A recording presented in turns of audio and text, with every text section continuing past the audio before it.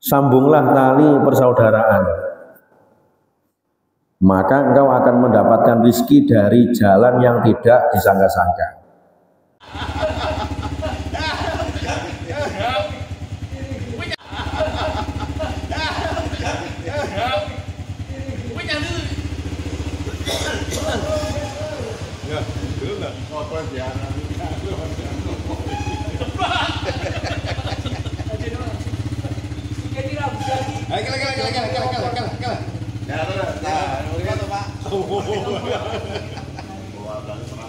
Sambunglah tali persaudaraan, maka engkau akan mendapatkan rizki dari jalan yang tidak disangka-sangka. Ya terakhir ngoten Pak. Teori sekarang mengatakan bahwasanya seorang itu kalau ingin sukses itu harus memperbanyak jaringan. Jaringan itu nopo? Istilahnya memperbanyak circle kalau istilah saat ini, pertemanan. Jadi yang dimaksud sedulur itu tidak hanya sedulur, hanya saudara, nasab saja bukan. Bahkan teman atau mungkin orang lain yang di situ memang punya hubungan baik dengan kita atau bahkan tidak punya hubungan baik, itu juga ada anjuran untuk kita menyambung tali persaudaraan. Sebagaimana dulu ketika putra dari Sayyidina Umar itu ketika beliau bertanya kepada seorang bijak bestari, jadi ketika ayah saya atau Sayyidina Umar itu sudah wafat, maka apa hak saya bagi ayah saya? Kemudian dijawab begini, bahwa ketika ayahmu ini wafat, maka sambunglah tali persaudaraan kepada orang-orang yang dulu itu pernah berhubungan dengan ayahmu. Jadi entah saudara atau entah orang lain yang pernah berhubungan dengan ayah yang sudah wafat, itu nggak ada anjuran untuk kita sambung tali persaudaraan. Soalnya biasanya ini kok napa Pak? Tiba anak niku rata-rata kepaten obor. Kepaten obor niku istilahnya putus tali persaudaraan, sehingga yang dulunya itu kenal akrab sekarang itu tidak. Nah, oleh karenanya dalam syariat niku termasuk diantaranya hak bagi orang tua yang seharusnya dipenuhi anak niku napa? Selain anak nanti memperbaiki atau mendoakan terhadap orang tua, anak niku juga ada atau dianjurkan untuk silaturahim atau menyambung tali persaudaraan kepada orang yang pernah berhubungan baik dengan orang tuanya. Itu sing ngoten. Selanjutnya ar-rifqu bil afid. Ini welas asih terhadap sesama. Niki dikatakan begini, sa'allahu sallallahu alaihi wasallam rajulun. Jadi Nabi pernah ditanya seorang, kam afu anil khodim, faqala kullu yaumin sab'ina marratan, rawahu at-Tirmidzi. Jadi seorang ini bertanya kepada Kanjeng Nabi, berapa banyak saya harus mengampuni kesalahan-kesalahan pembantu saya? Faqala, kemudian Nabi menjawab, kullu yaumin sab'ina marratan. Jadi ini tamsil mawon. Jadi setiap hari ini walaupun butuh 70 kali ampunan, ya ampunilah. Maksudnya apa Pak? Maksudnya bukan berarti kok disuruh untuk 70 kali mengampuni, bukan. Tapi selagi perkara-perkara tersebut itu layak diampuni, ampunilah. Meskipun itu dilakukan berkali-kali oleh seorang pembantu. Nah ini termasuk etika yang jarang kita dengar. Jadi Kanjeng Nabi niki dalam memuliakan pembantu niku sampai samuntene. Karena apa niki kaitane jenenge napa? Memanusiakan yang namanya manusia. Ya meskipun mereka adalah buruh, akan tetapi Nabi Muhammad itu juga sangat memperhatikan. Sampai dikatakan begini, Kanjeng Nabi pernah mengatakan bahwa kalau kita terjemahkan hadisnya itu, bayarlah upah dari buruhmu sebelum mereka itu mengeluarkan keringat. Maksudnya jangan sampai telat untuk membayar upah, karena ini tanggungan. Jadi sampai Kanjeng Nabi itu mentamsil begini, jadi bayarlah upah orang yang bekerja untukmu sebelum mereka mengeluarkan keringat. Maksudnya jangan sampai telat di dalam membayar upah, karena ini bagian dari rifqan bil ibad, atau welas asih terhadap sesama manusia. Wa ta'atu sadah, kemudian taat kepada atasan atau pemimpin. Qala Rasulullah sallallahu alaihi wasallam, innal abda idza nasaha li sayyidihi wa asana ibadata rabbih falahu al ajru marrataini. Jadi seorang hamba ketika dia itu punya niatan baik atau memperbaiki hubungan terhadap atasannya, kemudian juga memperbaiki ibadah terhadap Tuhannya, maka dia akan mendapatkan 2 pahala. Maksudnya memperbaiki hubungan terhadap atasan atau pemimpin bukan berarti penjilat, Pak, bukan. Karena apa? Yang dikatakan penjilat itu adalah membenarkan perkara yang batil atau menyalahkan perkara yang hak. Nah, itu namanya penjilat. Semisal pemimpin kita itu melakukan maksiat, kemudian kita tutupi dengan kita benarkan. Nah, itu namanya penjilat. Tapi selagi kita ini berhubungan baik terhadap sesama dalam koridor yang di situ wajar-wajar saja, maka di situ termasuk etika yang diajarkan oleh Nabi. Jadi termasuk etika yang diajarkan pertama terhadap orang yang di situ menjadi bawahan kita, kita harus welas. Terhadap orang yang di situ menjadi atasan kita, kita harus hormat. Dalam artian etika atau hak mereka itu ya dihormati atau ditaati. Wal khamsuna al-qiyamu bil imarah mal adli. Selanjutnya adalah mengemban amanat kepemimpinan dengan adil. Ai in kunta waliyan faqdi bil haqqi bainan nasi. Maksudnya ketika Anda ini menjadi seorang pemimpin, entah pemimpin yang tingkatannya dalam skala besar maupun dalam skala kecil, maka putuskanlah kebijakan itu dengan perkara yang hak. Artinya jangan sampai dengan perkara yang batil. Wa aqallul wilayatuka ala nafsik wa jawarihik. Jadi kepemimpinan yang di situ paling kecil nih apa? Kepemimpinan kita terhadap tubuh atau jasad dan rohani kita. Jadi dalam hadis itu kan sampai dikatakan begini, setiap orang itu mempunyai bawahan dan nanti akan ditanya mengenai kepemimpinannya. Jadi contohnya kayak tiang jaler nih, tiang jaler atau suami ini mempunyai yang dipimpin yaitu siapa? Istrinya dan anaknya. Di hari kiamat nanti akan ditanya, kira-kira kamu ketika menikah dulu, apakah anak istrimu itu sudah diberi nafkah? Jadi sampai dikatakan semacam niku. Mulane zaman Sayyidina Umar niku wonten ngeten, Pak. Cerita ngeten. Lah niki ampun disalahpahami nggih.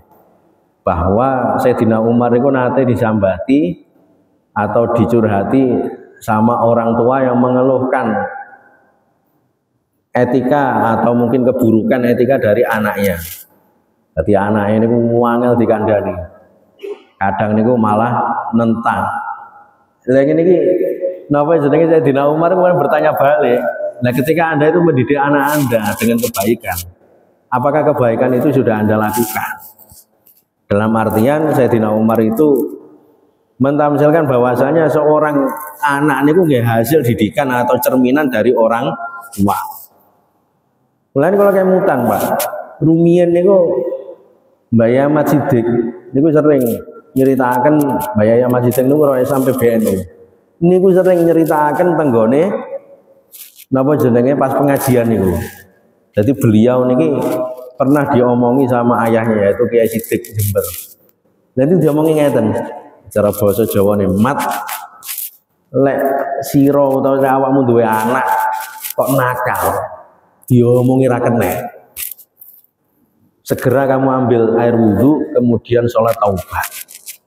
Artinya nopo? Sing disalahne niku mboten anake, tapi orang tuanya. Disuruh introspeksi. Artinya nopo? Yang benar niku nggih kita tetap ngomongi anak, kita niki juga tetap introspeksi pada diri sendiri. Karena siapa tahu apa jenenge kenakalan seorang anak itu bermula dari mungkin orang tuanya juga masih ada di sisi kenakalan yang dia lakukan.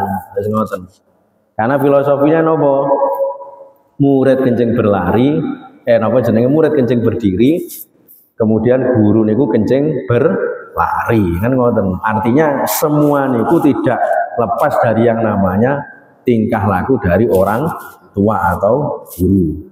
Nah, sehingga di sini tepat kalau dikatakan bahwa seorang ayah, seorang ibu, atau bahkan manusia itu sendiri sebenarnya menjadi pemimpin meskipun dalam skala kecil. Jadi seorang ayah memimpin anak dan istrinya, orang itu sendiri juga memimpin tubuhnya. Apakah tubuhnya itu digerakkan untuk melakukan kemaksiatan, untuk melakukan keburukan, apakah dilakukan atau apakah di situ tubuhnya itu digerakkan untuk melakukan kebaikan atau kemanfaatan. Jadi ibaratnya jasad niku rakyat, Pak. Jasad niku. Pemimpinnya nopo? Pemimpinnya itu hati kita niki, maksudnya pikiran kita niki. Terus ngoten, besok niki bakal ditanyai. Wal hati wal khamsun ta'atu ulil amri. Selanjutnya adalah taat kepada pemimpin.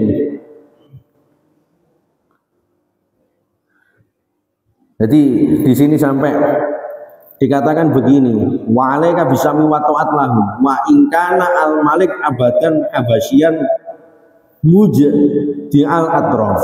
Jadi meskipun seorang pemimpin itu digambarkan seorang budak yang di situ menurut keumuman itu posisinya itu sangat rendah sekali, maka ketika memang dia itu menjadi pemimpin, ya maka harus ditaati.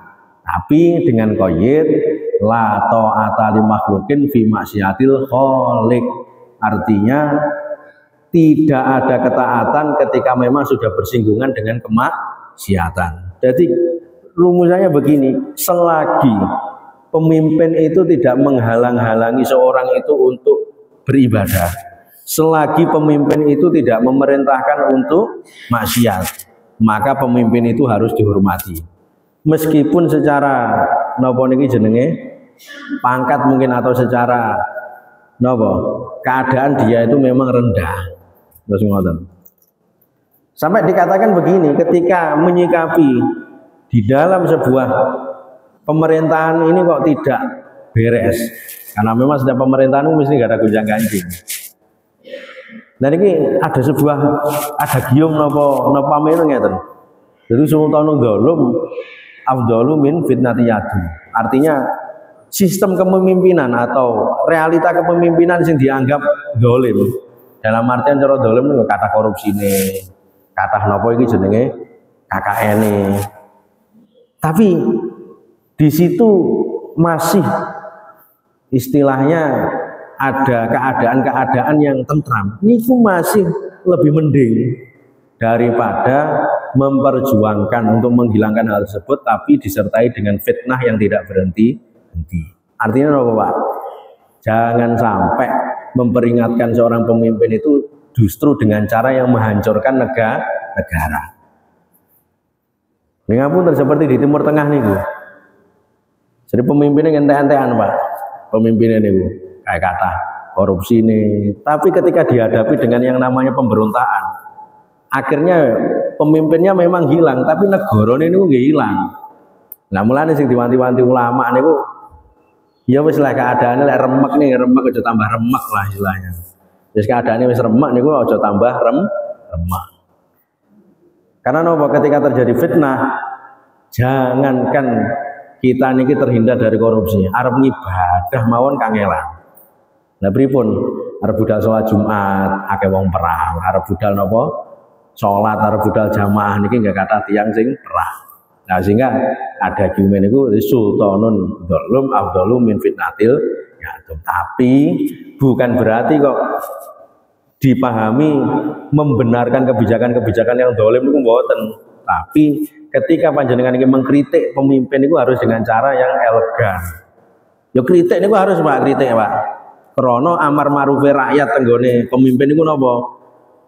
Tetap menyuarakan perkara-perkara sing batil. Harus nanti dikritik. Lho niku Imam Ghazali niku sampun dadi amar ma'rufe seorang rakyat kepada pemimpin niku napa? Mengontrol atau mengingatkan seorang pemimpin itu jangan sampai berbuat zalim, tapi dengan cara-cara yang beretika. Ngoten. Karena niku termasuk bagian dari ta'atu lil amri. Ranten ngeten dikatakan fa in ghasabuka faqbal ghasabahum fi bati ahwali wa in amaruka bil ghasbi fala taqsab. Jadi sampai dikatakan ngeten, jadi ketika seorang pemimpin itu ngomong pengen mendolimi diri kamu, ya wis lah, maklumilah karena urusannya urusan pribadi. Tapi kalau memerintahkan kamu untuk menggosok, maksudnya untuk berbuat maksiat, maka jangan diikuti. Jadi gitu loh. Jadi syariat niku tetap memilah dan memilih. Satu sisi kita disuruh memaklumi keadaan-keadaan yang mungkin dianggap tidak tepat. Ya kalau saat ini sinten si pemimpin niku mboten napa? KKN niku sinten. Tapi pomok kabeh niku diungkit-ungkit, Pak. Iso-iso yang namanya perangkat mulai dari bawah sampai atas itu bubar. Ketika sudah bubar maka negara itu akan hancur. Nah, jadi yang benar niku lek pomo dalam urusan pribadi, ya sudahlah. Kalau kita maklumi. Tapi kalau dia menyuruh untuk bermaksiat, ya jangan diikuti. Bahasane ngoten. Jadi sini dikatakan begini. Maka fi Roma yaqau fi annas yurajihuna nadrum alama fa'alallahu fi khalqi wa yumsihimu syaiton qalahu sallallahu alaihi wasallam. Jadi fa in jawaru falakum wa alaihim wa in adalu falakum walahum wa innallaha yazu bisultan ma la yazu bil Quran. Nah terus kadang niku sing gare bingung niku napa, Pak? Kadang niku ketika seorang pemimpin niku napa sing diperintahkan niki benten kalih wonten sing nggone Quran hadis. Nah, teng Indonesia niki ngapunten nih. Ada sebagian hukum yang di situ tidak diterapkan atau hukum yang ada di Quran hadis itu tidak diterapkan. Lha niku ya napa? Lha niku kadang cara tiyang niku semangat memperjuangkan Islam, kadang niku malah napa jenenge berlawanan dengan negara. Jadi sing bener niku nggih niku mau, jangan sampai ketegasan kita terhadap negara niku ditunggangi oleh nafsu atau syahwat. Terus ngoten. Jadi kalau niku nggih maklumi, kalau nggih negesi. Karena dikatakan al ulama man yang durul ummah bi aini rahmah. Jadi jeneng ulama atau cendekia atau orang yang punya ilmu niku adalah orang-orang yang mengedepankan welas asihnya terhadap ummah. Jadi niki etikane seorang rakyat terhadap pemimpin. Mugi-mugi mawon keadaan negara kita niki sakit adem ayem, sakit tentrem dan napa sehingga nanti dikatakan baldatun thayyibun wa rabbun ghafur. Baldatun thayyibatun wa rabbun ghafur. Dadi negara niku gemah ripah loh jinawi. Wallahu muwaffiq ila aqwamit thoriq. Assalamualaikum warahmatullahi wabarakatuh.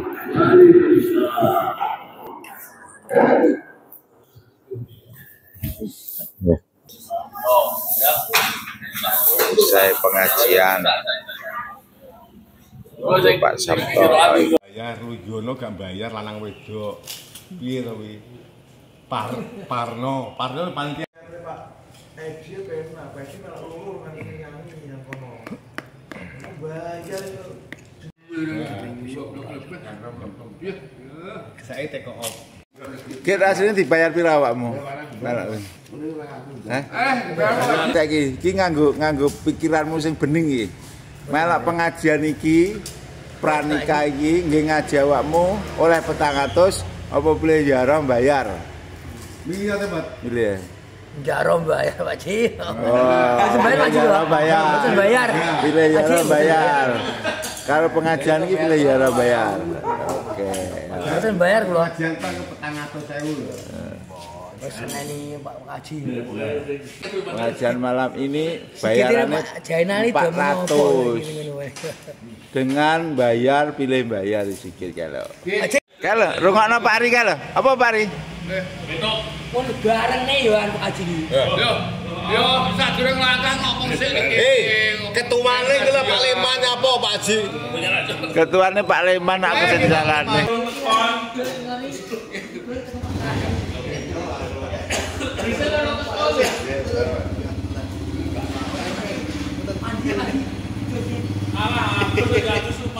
Baleni Pak. Jam Pak. Piye Pak?